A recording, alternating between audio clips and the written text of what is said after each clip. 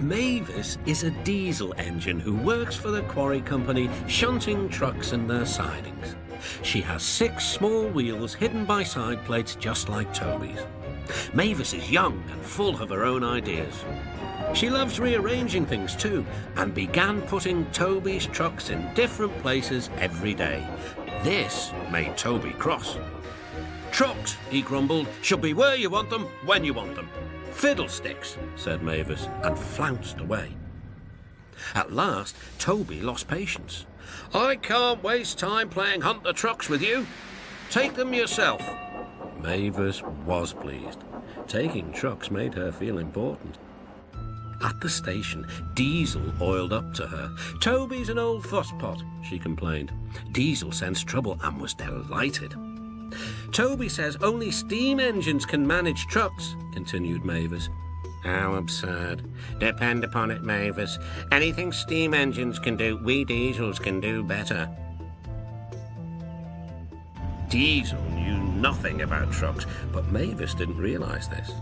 Toby's line crosses with the main road behind the station and for a short way follows a farm lane. Frosty weather makes the muddy lane rock hard and very slippery. Toby stops before reaching the lane. His fireman halts the traffic at the crossing and then he sets off again. By using the heavy trucks to push him along, he has no trouble with the frosty rails in the lane. It is the only safe thing to do in this kind of weather. Toby warned Mavis and told her just what to do. "I can manage, thank you," she replied. "I'm not an old fusspot like you." The trucks were tired of being pushed around by Mavis. "It's slippery," they whispered. "Let's push her around instead." "On, on," they yelled. Mavis took no notice. Instead, she brought the trucks carefully down the lane and stopped at the level crossing. All traffic halted. "One in the headlamp for Fusspot Toby," chortled Mavis. But Mavis had stopped in the wrong place. Instead of taking Toby's advice, she had given the trucks the chance they wanted. Hold back, they cried. "Grrr, up," ordered Mavis. The trucks just laughed and her wheels spun helplessly. Workmen sanded the rails and tried to dig away the frozen mud, but it was no good. Everyone was impatient. "Grrr, ah!" wailed Mavis. Toby was in the yard when he heard the news. "I warned her," he fumed.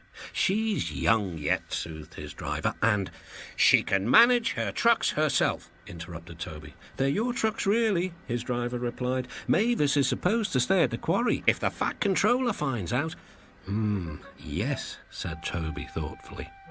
He and his driver agreed that it would be best to help Mavis after all. An angry farmer was telling Mavis just what she could do with her train. "Having trouble, Mavis?" chortled Toby. "I am surprised." "Gosh," said Mavis.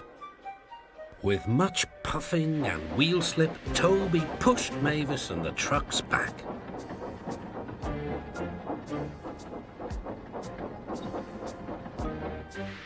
The hard work made his fire burn fiercely, and his firemen spread hot cinders to melt the frozen mud.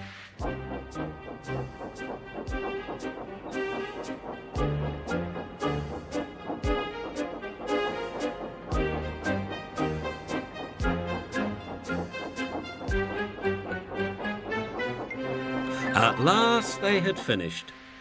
"Goodbye," called Toby. "You'll manage now, I expect." Mavis didn't answer.